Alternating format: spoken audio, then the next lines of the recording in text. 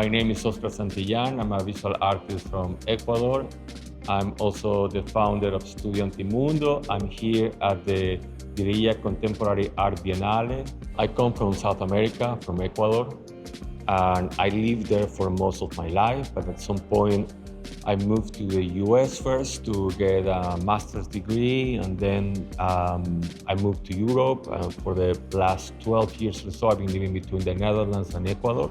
I have to say that has been very interesting, intriguing to relate to different geographies, to see the commonality that is there between us human beings, but also to find the difference. For the Biennale, my presentation includes two new projects that have been especially made for this occasion. The first one is called Anthem, and Anthem is a work in which imaginary animal sounds that we created working actually with a sound composer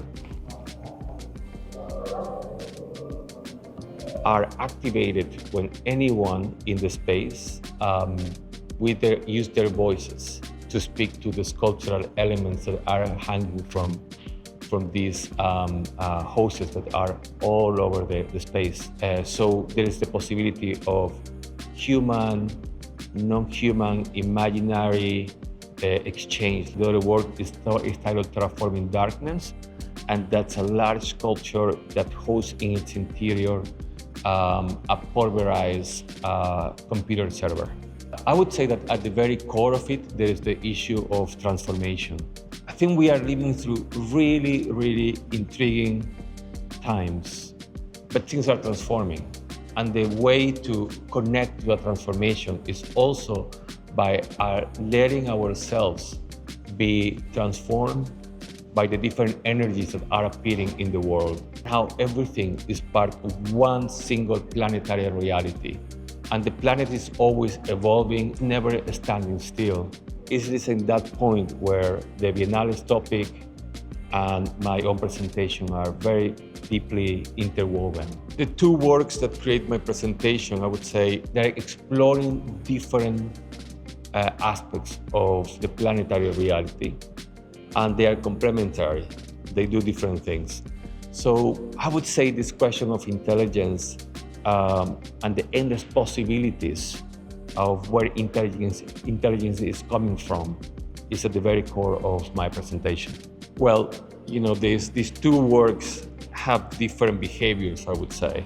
The first work, Anthem, is literally an interactive piece. The work gets activated by any sort of human sounds that the visitors make. The sounds that you hear are these sounds of imaginary animals.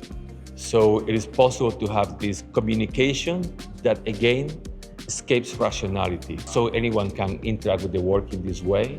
Terraforming Darkness, which is the other, I would say is a bit more contemplative, that hosts in its interior a pulverized computer server. Also, like there is this dark glass with the computer powder inside that acts also as a mirror for the visitors.